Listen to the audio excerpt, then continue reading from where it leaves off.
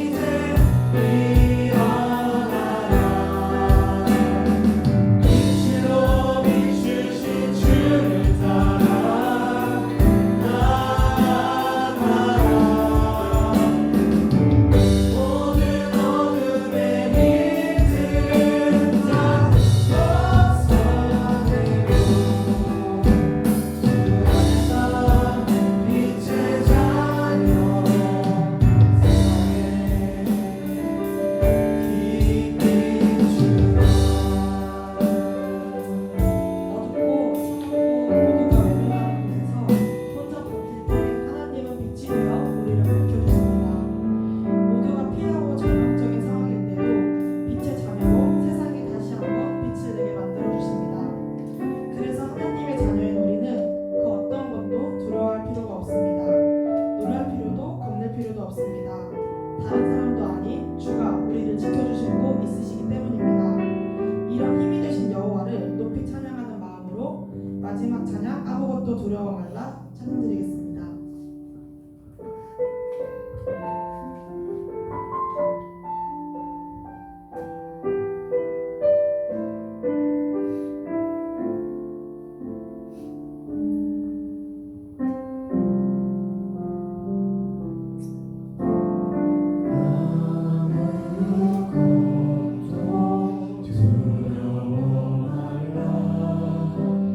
주 나의 하나님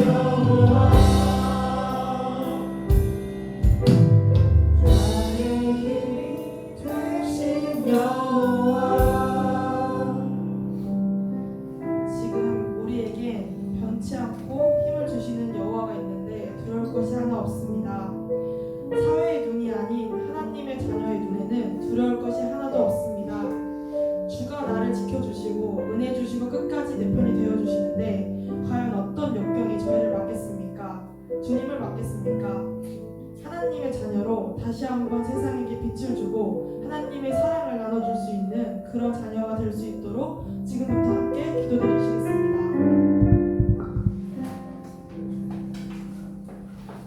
기도드리시겠습니다. 하나님 감사합니다. 오늘도 수요예배를 허락하셔서 하나님을 예배하게 하시니 감사합니다. 수업과 과제로 바쁜 현실에도 수요예배를 섬기는 전주교대 학생들에게 복을 허락하여 주시고 우리를 위해 항상 힘쓰시는 교수님들과 선교단체 간사님들에게 은혜와 평강이 있게 도와주세요. 믿음은 한순간으로 이루어지는 것이 아니라 오랜 시간 속 주님의 인도를 통해 이루어지심을 믿습니다. 과정 속에서 어려움이 있을지라도 주님을 의지하며 이겨낼 수 있는 자 될 수 있도록 도와주세요. 그리고 오늘의 예배가 은혜로 충만할 수 있도록 도와주세요. 감사드립니다. 예수님의 이름으로 기도드렸습니다. 아멘. 네, 오늘 말씀은 갈라디아서 5장 19절에서 23절 말씀입니다. 봉독하겠습니다.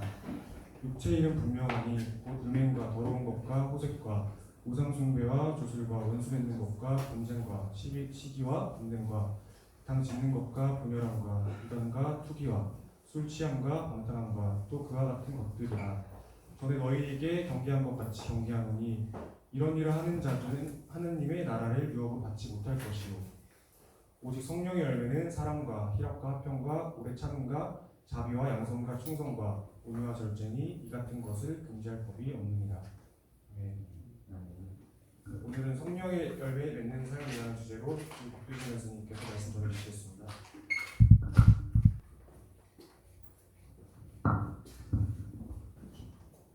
네, 안녕하세요. 이제 잠을 잘 주무셨나요? 네. 옆에 한번 볼까요? 아직 눈곱이 껴있는 친구는 없는지, 오늘 하루를 또 잘 이겨낼 수 있는지, 격려의 마음으로 옆에 있는 친구들 보면서 윙크 한번 해볼까요? 네. 윙크 한번, 네. 같이 오늘 하루도 잘, 즐겁게 잘 이겨내보자. 함께 불렀던 찬양의 노래처럼 아무것도 두려워하지 말고 우리의 반성이 되어주시며 우리의 반성이 되어주시는 하나님이 우리를 지켜주신다라고 고백했던 것처럼 그 믿음을 가지고 오늘 살아가는 저와 여러분 모두가 되기를 간절히 소망해 봅니다. 오늘 말씀을 좀 준비하면서 딱 일주일이 지났습니다. 이제 지난 주일 저희 아버지께서 갑자기 심장마비로 돌아가셨거든요. 그러면서 그 아버지를 떠나는 시간들을 보내면서 다시 한번 고백해 보게 되는 것은 지금 해야 된다라는 고백이었습니다. 지금 사랑하지 않으면, 지금 내가 그 마음을 전하지 않으면 그 나중에 그 다음에 하다가 더 많은 후회가 밀려올 수밖에 없구나라는 사실을 다시 한번 깨닫게 되는 지난 일주일의 시간이었던 것 같습니다. 그래서 오늘 말씀을 보면서도 다시금 우리가 붙잡고 살아가야 될 그 삶의 방향이 무엇일지를 다시 한번 고민해보는 시간이었던 것 같습니다. 지난 이제 코로나19를 지나오면서 여러 가지 코로나19를 겪으면서 어떤 누군가에게는 정말 이루 말할 수 없는 충격이었을 거라 생각되어집니다. 어느 누구도 이 상황이 닥칠 거라고 예상하지 못했고 그 상황이 갑자기 주어진 충격 가운데 그 기나긴 시간들을 지내오면서 여러 가지 보고서들이 있었는데요. 그 가운데 한 보고서가 있었습니다. 그것은 바로 이 학원 보고마협의회에서 대학생 의식과 생활 변화 조사를 보고했는데 코로나19를 기점으로 신앙적인 활동들이 늘어났다는 대답은 딱 9.8% 정도였다고 합니다. 그런데 이전보다 줄었다라고 대답한 비율은 한 31%를 차지하고 있었습니다. 그리고 나머지는 다 비슷하다라는 비율이 한 40% 정도가 되는 거였습니다. 근데 그러면서 제가 딱 눈여겨봤던 한 가지 포인트는 뭐냐면 긍정적인 평가가 하나 있었어요. 어떤 평가였냐면 바쁘게 이어진 어쩌면 그냥 일상생활들이 코로나19로 인해서 멈췄잖아요. 밖에 나가는 것도 제한이 되었고 이제 어느 정도 내가 혼자 지내야 되는 상황들이 많이 발생하게 됐습니다. 그렇게 시간이 많아지는 부분들로 인해서 자기 성찰을 할 수 있는 기회가 되었다는 응답이 40% 정도 되었어요. 이제 많은 대학생들이 코로나19로 인해서 혼자 있는 시간들을 통해서 스스로 돌아볼 수 있는 기회가 코로나19를 겪으면서 주어졌다라는 것이었습니다. 그래서 그 가운데 그리스도인들 청년들이 더욱더 봤던 것은 뭐였냐면 그 코로나19를 겪으면서 하나님과의 관계가 바닥을 치고 있는 자신들의 모습을 돌아볼 수 있는 계기가 되었다는 것이었어요. 내가 지금까지 하나님을 믿고 살아왔다고 고백했지만 내가 진짜 하나님과의 관계가 어떠했는지를 정말 직시해 볼 수 있는 시간이 되었다라는 것이었습니다.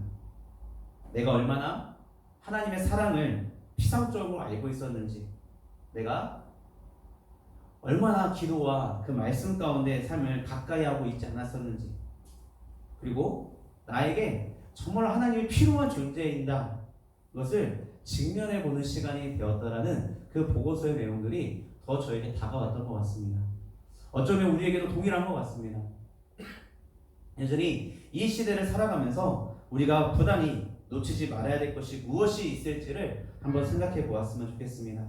그리고 그리스도인이기에 살아가야 될 모습은 어떤 것이 있을지, 그리고 그러기에 우리가 또 준비해야 될 모습은 어떤 것이 있을지를 함께 나눠보려고 합니다.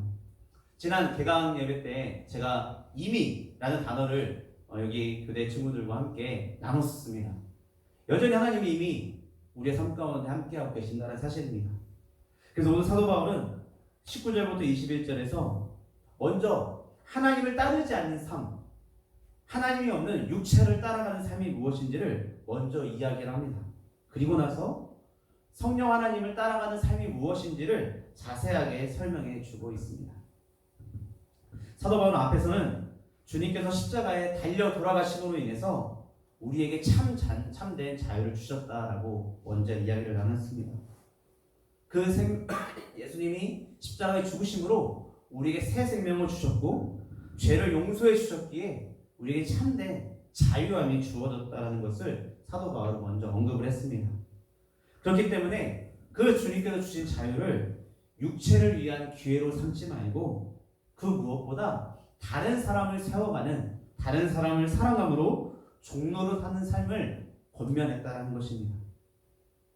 그렇기 때문에 육체를 따라가는 살면 그러한 사랑의 종로를 하는 모습들이 불가능하다. 그리고 성령을 따르고 그분을 의지해서 도우심을 얻게 되면 자연스럽게 우리는 사랑의 종로로서 사람 모습으로 살아갈 수 있다라고 말씀하고 있다는 것입니다. 근데 어쩌면 많은 사람들이 성령을 따라서 그렇게 사랑으로 종로를 하는 것을 기뻐하기보다는 육체를 따라 살아가는 것이 더 가깝게 친근하게 느껴진다는 것입니다. 그래서 우리가 육체를 따라 살면 육체의 일들이 자연스럽게 우리 삶 가운데 나타날 것입니다. 성적으로 문란하게 될 것이고요. 이렇게 자기중심적으로 살아가면서도 여전히 자신을 포기하고 미신과 주술과 술 취함과 방탕의 자리로 나아가는 것이 그 육체를 따라가는 삶의 모습으로 이야기하고 있습니다. 근데 더욱더 심각한 것은 하나님뿐만 아니라 하나님 관계가 끊어진 것뿐만 아니라 일상의 모든 관계들까지도 끊어지게 된다는 것입니다. 근데 이와는 반대로 성령 하나님을 따라서 살아가게 된다면 어떤 삶이 일어날까? 22절부터 23절에 말씀하고 있습니다. 바로 성령의 9가지의 열매에 대한 이야기가 등장합니다. 사도 바울은 성령을 따라 살아가는 사람의 모습을 분명히 말하기 위해서 성령을 따라 살아가는 사람은 성령의 열매를 맺는다라고 분명하게 단언하고 있습니다. 즉 성령의 열매는 사랑과 희락과 화평과 오래 참음과 자비와 양선과 충성과 온유와 절제라고 이야기합니다. 즉 성령의 열매는 모든 그리스도인들에게 반드시 드러나는 요구되는 중요한 것이라는 것입니다. 그리고 우리가 우리 자신을 직면하면 직면할수록 우리에게 이러한 성령의 열매들이 있는지를 점검하는 것이 우리에게 필요하다는 것입니다. 이러한 오늘 성령의 열매를 통해서 제가 오늘 여러분들과 몇 가지를 좀 나눠보려고 합니다. 이 성령의 열매라는 것을 말해서 우리가 먼저 생각해 볼 것은 이것은 바로 우리가 노력해서 얻어지는 것이 아니라 바로 성령님을 통해서 하나님을 통해서 우리에게 주어진다는 것입니다. 그것이 바로 성령의 열매입니다. 성령의 열매는 하나님으로부터 나오는 것입니다. 우리의 노력과 땀으로 얻을 수 있는 그러한 결과물이 아니다라는 것입니다. 우리의 수고와 절대로 필요 없는 것은 또 아닙니다. 성경은 우리가 분명하게 아무것도 하지 않아도 된다라고 말씀하지 않습니다. 우리의 수고와 수많은 결단들과 우리의 끊임없는 그 노력들이 필요하지만 그러한 노력만으로 맺을 수 없는 것이다라고 성령은 이야기하고 있다는 것입니다. 즉 이러한 성령의 열매는 우리가 바로 하나님께 맺혀 있을 때, 하나님께 붙어 있을 때만 맺혀져 간다는 것입니다. 그러므로 성령의 열매를 맺는다는 것은 우리 각 사람에게 달려진 것이 아니라 바로 하나님께, 성령 하나님께 달려 있습니다. 그러기에 우리는 이러한 성령의 열매와 관련해서 내 안에 사랑이 있고 오래 참음이 있고 희락이 있고 화평이 있고 충성과 온유와 절제, 이런 것들이 우리 안에 깊어져가고 열매가 맺어져 간다고 한다면, 아 맞아, 나에게 이런 열매들이 맺어져 있었던 것은 내가 하나님께 붙어 있었기 때문에, 하나님께서 나에게 공급해 주셨기 때문에, 하나님 나에게 선물해 주셨기 때문에 나에게 이런 모습이 있구나. 그럼 자연스럽게 우리에게 나타나는 것은 겸손이다라는 것입니다.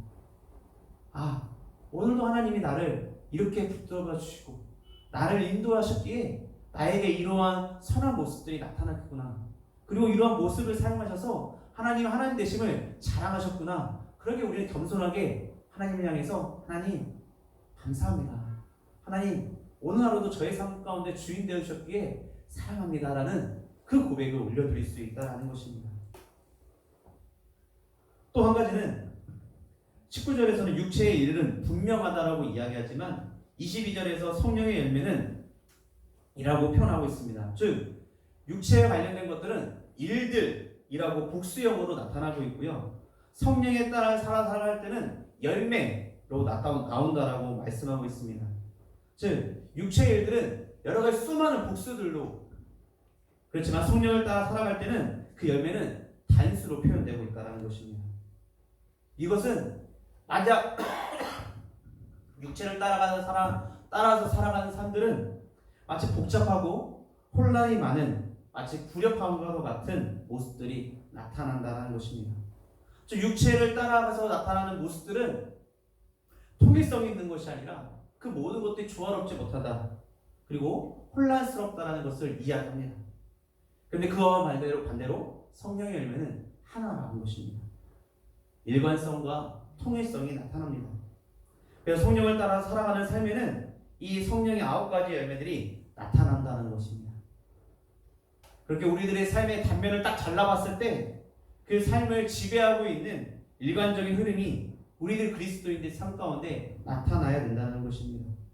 가정에서, 학교에서, 친구들 사이에서, 내일 교회에서, 그 모든 삶의 자리에서 그 단면을 잘랐을 때 우리는 우리의 모습이 가정에서는 이렇지만 또 학교에서는 이러고, 또 교회에서는 이러지만 또 친구들 사이에는 이러고, 이렇게 다양하게 복잡하게 혼란스러운 모습이 아니라 우리의 삶의 모습은 이렇게 일관되게 통일성 있게 흘러가야 된다는 것입니다.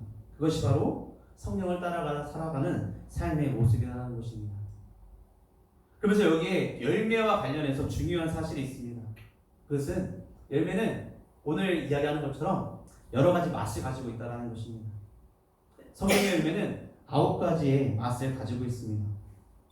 근데 말씀드렸던 것처럼 잊지 말아야 될 것은 이 성령의 열매가 9가지의 맛을 내지만 그 열매 자체는 여러 개가 아니라 오직 하나라는 사실입니다. 성경은 그 성령의 열매를 단수로 설명합니다. 이 성령의 열매는 9가지의 성격처럼 또 9가지의 맛을 내고 있습니다. 그러기에 오늘 이 사실이 오늘 우리에게도 더 중요한 교훈을 주고 있습니다. 그렇기 때문에 이 가운데서 하나의 맛이라도 빠지게 된다고 한다면 그것은 성령의 열매가 온전하지 않다라는 것을 이야기하는 것입니다. 이 9가지가 총체적으로 어우러져서 조화를 이루면서 그 진정한 맛을 발휘할 때 성령의 열매는 진정한 그 가치를 발휘한다는 것입니다. 사랑이 없는 화평? 있을 수 없는 거죠. 희락이 없는 화평? 있을 수 없습니다. 이러한 것을 생각해 볼 수 없다라는 것입니다. 즉 이러한 모든 것들은 함께 나타나야 된다는 거죠. 나는 사랑만 할 거야. 그런데 화평을 전혀 무시하면서 사랑만 할 수 없다라는 것입니다. 성령의 열매를 맺는 진정한 그리스도인에게는 이러한 모든 성품들이 총체적으로 표현되어져야 이게 오늘 우리의 삶에서 나는 이 9가지 맛 가운데 나는 어디에만 집중하고 있었는지, 나는 나에게는 어떠한 맛이 여전히 부족했는지를 돌아보면서 그러한 맛을 내기 위한 하나님께 간구하며, 하나님 저에게는 여전히 사랑이 없습니다. 하나님 저에게는 여전히 오래 참음이 없습니다. 그러한 영역들, 그러한 맛을 내는 한 사람 되기를 소망합니다라고 하나님께 겸손하게 무릎 꿇고 간구하며 하나님께 부어달라고, 하나님 그런 모든 삶의 열매 모습들이 제 안에 충만하기를 간구한다라고 고백해야 된다는 것입니다. 이러한 향기와 맛을 내는 한 사람으로 준비되어져 가고 다듬어져 가는 그런 여러분들의 하나님의 삶이 되어져 가기를 간절히 소망합니다. 그저 어떠한 재능만이 특출한 사람, 어떠한 능력만이 특출한 사람들만이 가득해져 가는 여러분들의 공동체가 아니라 오늘 사도 바울이 권면하는 것처럼 이러한 성령의 열매들이 풍성하게 맺어져서 그 무엇보다 맛있고 향기 있고 그 누구보다 가까이 하고 싶어져 가는 그러한 사람들이 함께하는 그런 공동체를 만들어가는 여러분들이 되기를 간절히 소망합니다. 마지막으로 이 성령의 열매가 가지고 있는 9가지의 맛은 크게 3가지로 분류해 볼 수 있을 거라 생각되어집니다. 첫 번째는 하나님을 알면 알수록 하나님을 알 때 생기는 열매입니다. 그것은 바로 사랑과 희락과 화평의 성품입니다. 사람은 하나님을 온전히 만날 때 진정한 사랑을 알게 됩니다. 조건에 근거하지 않게 되고요. 자기 사랑에 근거하지 않게 되고요. 어떠한 사람의 공로에 근거하지 않는 그 하나님 자신의 성품과 은혜를 통한 그 사랑만이 우리를 참된 사랑으로 인도할 수 있기 때문입니다. 그리고 이 사랑을 위해서 자신을 희생하셨고 하나밖에 없는 그 아들을 세상에 보내신 그 하나님의 사랑을 알 때 그 사랑 때문에 종로를 할 수 있는, 내가 누군가를 사랑해서 나만의 기쁨이 아니라 누군가를 온전케 하는 그 사랑의 종로를 할 수 있는 이유는, 그 힘은 바로 우리가 하나님을 알 때, 그 하나님의 사랑을 온전히 알 때 우리는 그 사랑의 종로릇을 할 수 있게 된다는 것입니다. 그리고 그 하나님의 사랑을 알기 때문에 우리는 기쁨이 있습니다. 물론 우리 주변 세상에도 참 수많은 즐거움들이 있습니다. 그러나 하나님 우리를 사랑하는 것을 알 때 그 사람은 참된 기쁨을 누릴 수 있게 된다는 것입니다. 처음에 얘기했던 것처럼 아버지를 떠나보내면서 다시금 아버지한테 받은 사랑이 무엇일까, 무엇을 다시 한번 생각해보고 있는 시간이 되었어요. 그 무엇보다 아버지께서 믿음의 길을 걸어가셨기 때문에 나 또한 자연스럽게 믿음을 접할 수 있게 됐고, 또 그 믿음이 또 자라고 지금 이 순간이라도 이렇게 하나님을 알 수 있는 한 사람이 되었구나라는 것을 다시 한번 생각해보는, 그리고 그 하나님 앞에 다시금 그 아버지를 통한 그 사랑을 다시 한번 고백해보는 시간이 되었던 것 같습니다. 그러면서 슬프지만 그럼에도 불구하고 그 하늘 소망을 품고 걸어갈 수 있는 이 시간이 참 기쁨이겠구나라는 것을 아버지를 떠나보는 하루가 지나고 이틀이 지나고 3일이 지나면서 다시금 그런 기쁨들이 제 안에 있었던 것 같습니다. 죄가 있어서 남을 아프게 하는 기쁨이 아니다라는 것입니다. 내가 기쁠 때 다른 사람들도 기쁘게 만드는 그 순전한 기쁨을 우리는 하나님의 사랑을 알아갈 때 우리는 그 기쁨을 알 수 있습니다. 힘든 고난이 있을지라도 빼앗기지 않을 수 있는 기쁨이 우리에게 있다라는 것입니다. 그리고 그렇게 하나님의 사랑을 알게 되면 우리에게 참된 화평이 생겨져 봅니다. 세상은 내가 더 괜찮은 사람, 내가 더 나은 사람, 그런 존재로 만들기 위해서 그 누구보다 치열하게 경쟁할 것을 이야기합니다. 그런데 하나님의 사랑은 그 무조건적인 사랑을 알게 되면 그 영혼 속에 자신을 더 이상 업그레이드하지 않아도 될 수 있는, 나의 나됨을 그 누구보다 알고 계시는 하나님께서 오직 죄인 되었을 때, 아직 죄인 되었을 때 나를 사랑하신 그 하나님의 사랑을 알기에 나에게 참된 화평이 참된 안식을 누릴 수 있다는 것입니다. 하나님께서 나를 어떻게 사랑하셨는지 그 사실을 알기 때문에 나에게 주어지는 그러한 평화와 자유와 안식이 생겨져 갑니다. 그렇게 성령을 따라 살아가는 그 그리스도인들의 삶의 영혼 속에 맺히는 그 사랑과 희락과 화평을 우리는 발견할 수 있습니다. 앞에서 이야기했던 사랑과 희락과 화평을 아는 사람들은 이제 하나님을 알았기에 하나님의 사랑을 접했고 그 하나님의 사랑을 통해서 기쁨을 알았고 또 그로 인해서 우리가 화평을 누렸기에 나타나는 모습들이 무엇이냐면 이제 다른 사람들을 다르게 대할 수 있는 우리에게 힘이 생겨져 간다는 것입니다. 주를 모르고 하나님 모르고 육체를 따라가서 살아갔던 그런 깨어졌던 관계가 회복되어져 가기에 성령을 따라서 살아가는 하나님이 주시는 귀한 복이 무엇인지를 알게 되면 다른 사람을 대하는 우리의 자세가 변해 간다는 것입니다. 첫 번째로 나타나는 모습은 오래 참게 된다는 것입니다. 여러분 머릿속 떠올려 보십시오. 이번 한 학기 시작하면서 여러분들에게 참된 기쁨이 아닌 심각한 고뇌를 준 친구가 혹은 누군가가 있지는 않으셨나요? 그 한 사람을 떠올리기만 하면 그 마음속에 울분이 쌓이고 혹은 더 나아가서 분노가 쌓이지는 않으신가요? 근데 우리가 하나님의 사랑을 알면 알수록 우리에게 나타나는 한 가지 모습은 그 누군가를 향해서 오래 참을 수 있다는 것입니다. 해코지하고 나쁜 짓을 하고 끝없이 분노를 쏟아서 보복하려고 하는 사람들의 잘못에 대해서 오랫동안 견딜 수 있는 힘이 생깁니다. 그리고 그 무엇보다 그 사람을 절대로 쉽게 포기하지 않습니다. 나만의 잣대와 기준을 가지고 그 한 사람을 재단하는 것을 즐겨하지 않게 됩니다. 왜냐하면 하나님의 때가 있구나. 하나님의 방법이 있는 거구나 라는 것을 우리는 고백할 수 있기 때문입니다. 그리고 그 누구보다 여전히 나를 믿고 계시는, 여전히 나를 이런 나도 사랑하시고 나를 자녀라 부르시는 하나님의 사랑을 알기 때문에 다른 사람을 향해서 오래 참고 믿어주고 기다리는 일을 할 수 있게 된다는 것입니다. 하나님과 바른 관계를 맺어가면 반드시 우리는 이웃과의 다른 관계를 맺게 된다는 사실을 잊지 말아야 합니다. 그저 그냥 좋은 관계를 맺어가는 정도가 아닙니다. 사람을 오래 참고 포기하지 않는 것을 배울 수 있습니다. 그리고 긍휼이 가득한 눈으로 그 한 사람을 바라볼 수 있는 우리가 되어져 간다는 것입니다.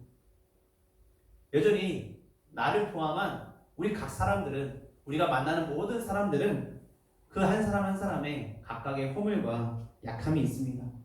그리고 한계가 드러납니다. 그런 약함과 한계와 허물을 그 누구보다 시기하고 비난하는 소리가 아니라 그 한 사람을 맞아, 그 한 사람도 연약함이 있지, 그 한 사람도 허물이 있지, 그 한 사람도 여전히 부족함이 있지, 그러한 모습으로, 긍휼의 모습으로 눈으로 그 한 사람을 바라볼 수 있게 된다는 것입니다. 그것이 자비입니다. 성령을 따라 살아가는 그리스도인의 눈은 다릅니다. 그러한 인생의 약함과 허물을 향한 그 깊은 자비의 눈을, 따뜻함을 담아서 사람들을 바라볼 줄 아는 눈이 만들어져 간다는 것입니다. 우리의 눈은 따뜻함을 담아내는데 힘써야 합니다. 그리고 그러한 따뜻함이, 그런 자비가 우리에게 충만하게 부어져 갈 때 자연스럽게 양선 모습이 따라옵니다. 양선은 한마디로 선행입니다. 그러한 사람들의 한계와 약함을 이해하는 눈으로 바라봤기에, 긍휼하게 여기기에 자기 것으로 다른 사람들의 필요를 채우고 싶어져 간다는 것입니다. 나에게 있는 이것밖에 없지만 이것만으로 내가 누군가에게 기쁨을 줄 수 있는 선행을 하는 것을 선택할 수 있는 모습이 펼쳐져 간다는 것입니다. 자신을 희생해서 자신의 돈과 시간을 들여서 누군가에게, 이웃에게 필요를 공급하는 것이 바로 양선, 곧 선행입니다. 그리고 그렇게 살아갈 때 여러분, 그 삶에는 풍요로움과 부요함이 있게 되어져 갑니다. 이제 마지막입니다. 하나님으로부터 오는 사랑과 화평과 기쁨이 무엇인지 아는 사람들에게는 다른 사람을 오래 참게 되고요, 그 한 사람을 자비의 따뜻한 눈으로 바라볼 수 있게 되고요. 또 그 한 사람은 아이에게 연약한 아이에게 나에게 있는 것으로 온전케 하기 위한 양선의 모습이 나타납니다. 그리고 그것을 시작하게 됐을 때 우리 자신 안에 귀한 열매가 맺어져 갑니다. 바로 인격의 열매인 충성입니다.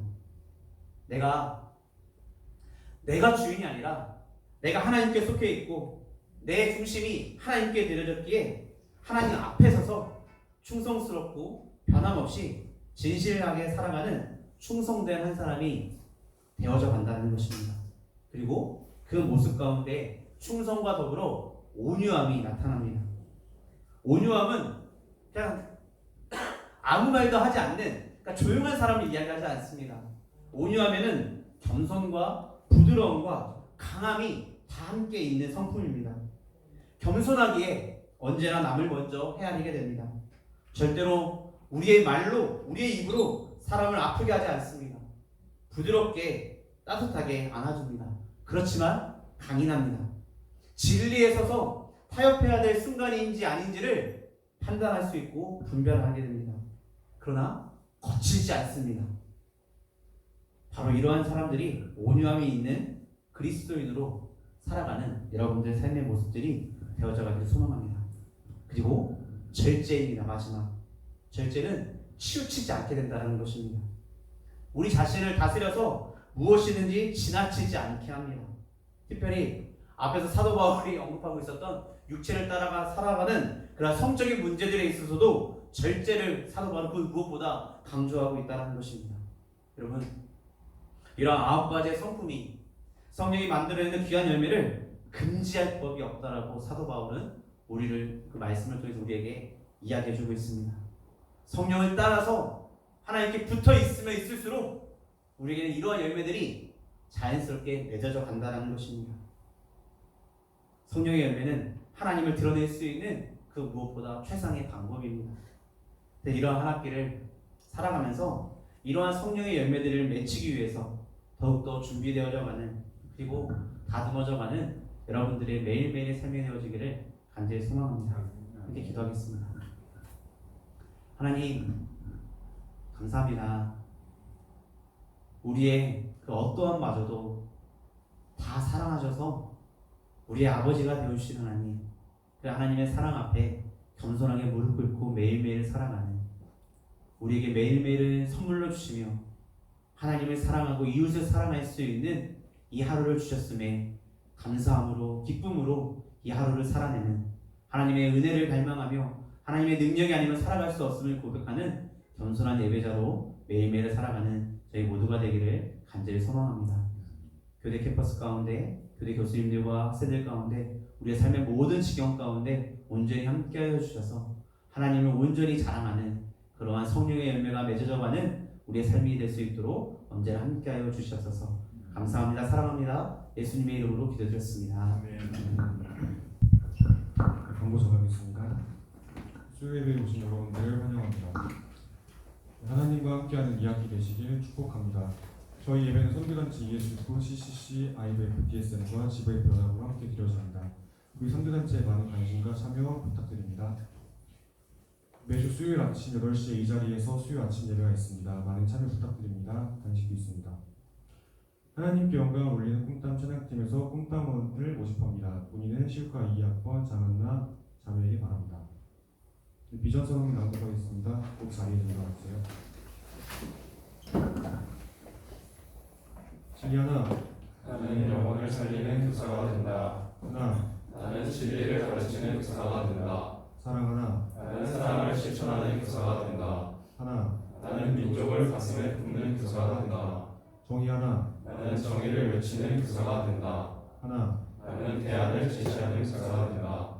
회복 하나, 나는 비전을 제시하는 교사가 된다. 하나. 나는 창조 질서를 회복하는 교사가 된다. 우리가 찬양 부르신 후에 오늘 수 아침 예배 마치겠습니다.